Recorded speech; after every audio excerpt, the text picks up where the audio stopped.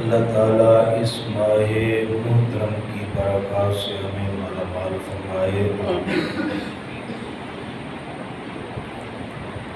پچھلے دروس کا اگر میں خلاصہ نکالوں کہ بالترتیب ہم ایک گفتگو چلا رہے ہیں، اس کا خلاصہ یہ بنتا ہے کہ اللہ تبارک و تعالیٰ نے ظاہری حضور کی نبوت کے زمانے کی قسم ذکر کر کے فرمایا ہے انسان خسارے میں، پھر استثناء کرتے ہوئے فرمایا کہ کافر سارے گھاٹے میں ہے، ایمان والے انسان خسارے والوں میں سے نکل آئے۔ ایمان کا پہلا جز، پہلا رکن جو ہے وہ کلمہ شریف ہے۔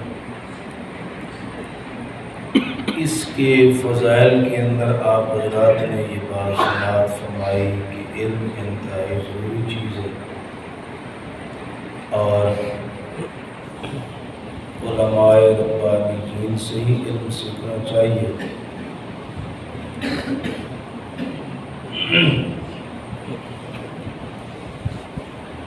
سچ کے فوائد، جھوٹ کے نقصانات بھی آپ حضرات کے سامنے رکھے۔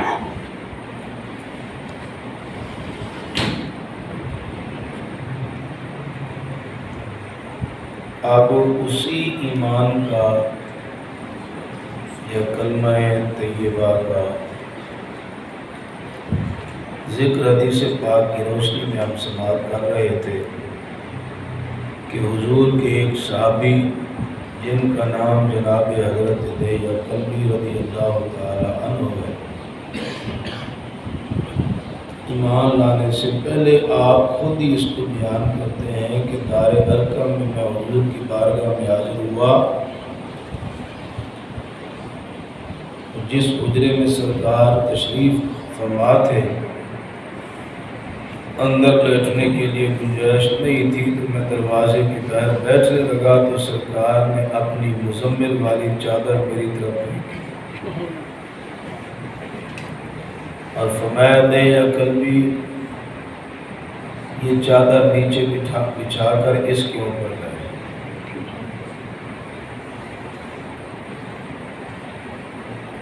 اور میں نے آپ سے گزارش کی تھی کہ ہم اس آقا کے نوکر ہیں جو آقا کافر کے لیے بھی خیر خواہی فرماتے ہیں، نرم گوشہ رکھتے ہیں۔ یہاں تو ایک مسلمان دوسرے مسلمان کے ساتھ اتنی جذبہ ایثار نہیں رکھتا،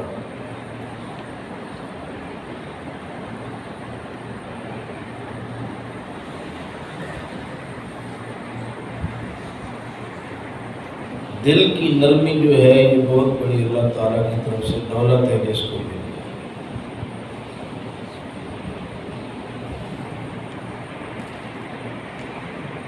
حضور نبی رحمت شفیع معظم صلی اللہ علیہ وسلم کو اللہ نے بڑا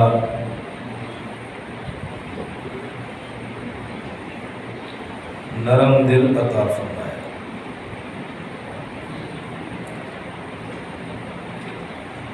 اور اسی نرمی کی برکت ہے کہ حضور علیہ السلام نے آل عرب کے دل جیت لیے۔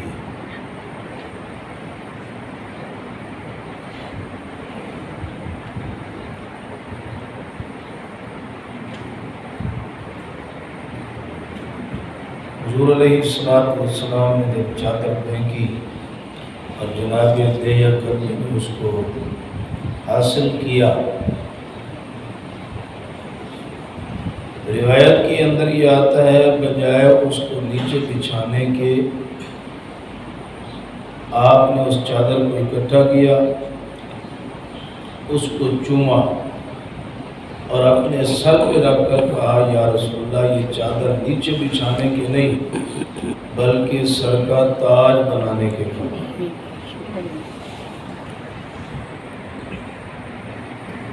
محدثین کہتے ہیں دہیہ قلبی پہلے بھی کئی دفعہ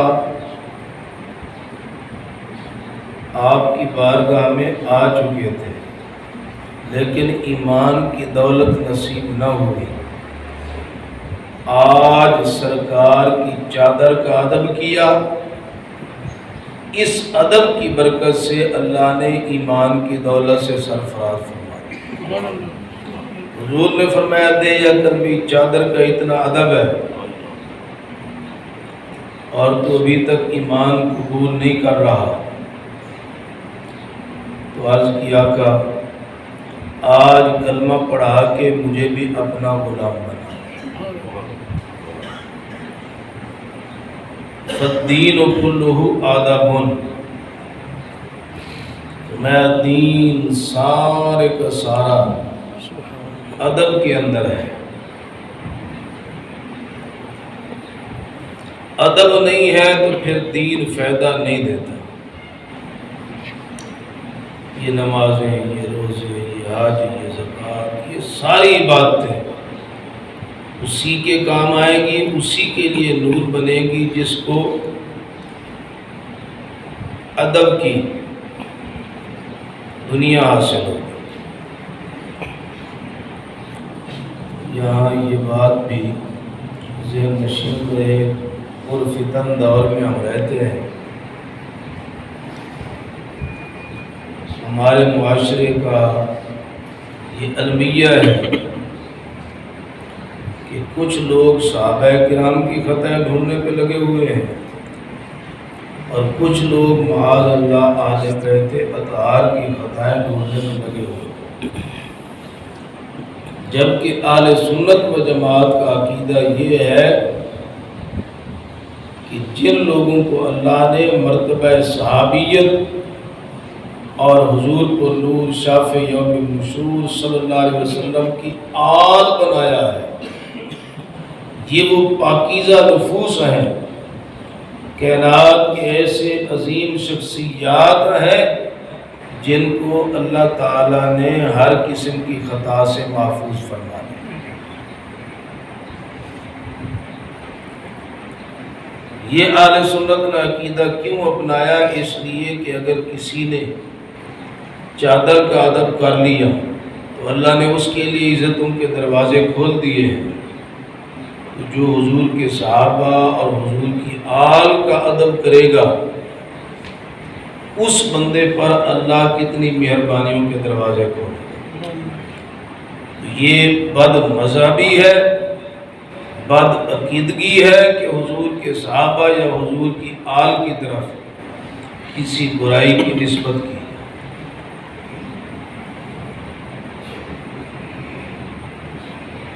جب حضرت دہیہ قلبی رضی اللہ تعالی عنہ نے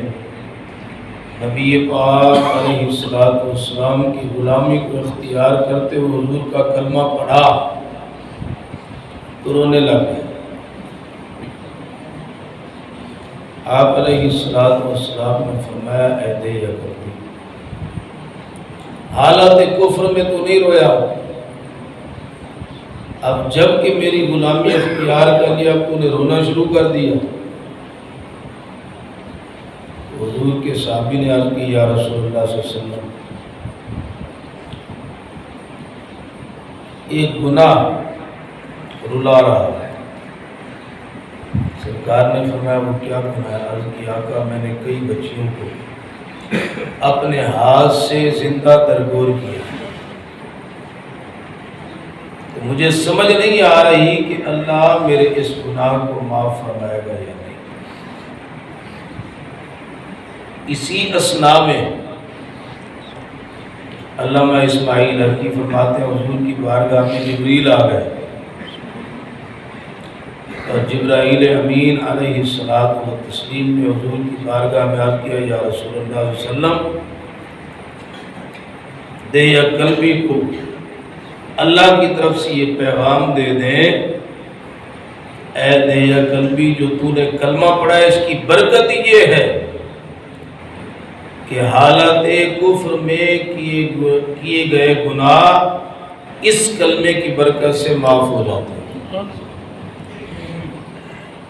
تو یہاں ایک بات یہ قابل غور ہے، جب اپنے ہاتھوں سے بچیوں کو زندہ دفن کیا اس وقت یہ احساس نہیں ہوا، جب کلمہ پڑھا تو اس کا احساس ہوا۔ اس کا معنی یہ نکلا کہ گناہ کا احساس ایمان ہو تو ہوتا ہے، اگر سینے میں موجود دل کے اندر ایمان کا نور نہ ہو تو بندے کو گناہ کا احساس نہیں ہوتا۔ اگر کوئی بندہ ڈنڈی مار رہا ہے، حضور کی امت کے ساتھ دھوکہ کر رہا ہے، وہ ملاوٹ کے ذریعے کرے، وہ سود و رشوت کے ذریعے کرے، یا کسی بھی طرح دو نمبری کرے اور اس کو احساس بھی نہ ہو، اس کو کسی مفتی کے پاس جا کے پوچھنے کی ضرورت نہیں کہ میرے ایمان کا کیا بنے گا۔ اسے خود اس بات کا احساس ہو جانا چاہیے کہ ایمان کا نور جو ہے وہ ختم ہو چکا ہے۔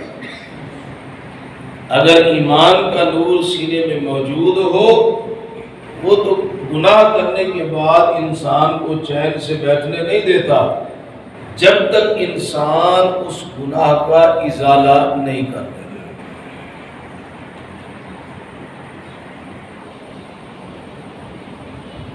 تو جب حضور علیہ السلام نے یہ حدیث،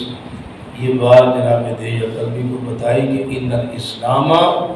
یہدم ما کان قبلہ، کہ اسلام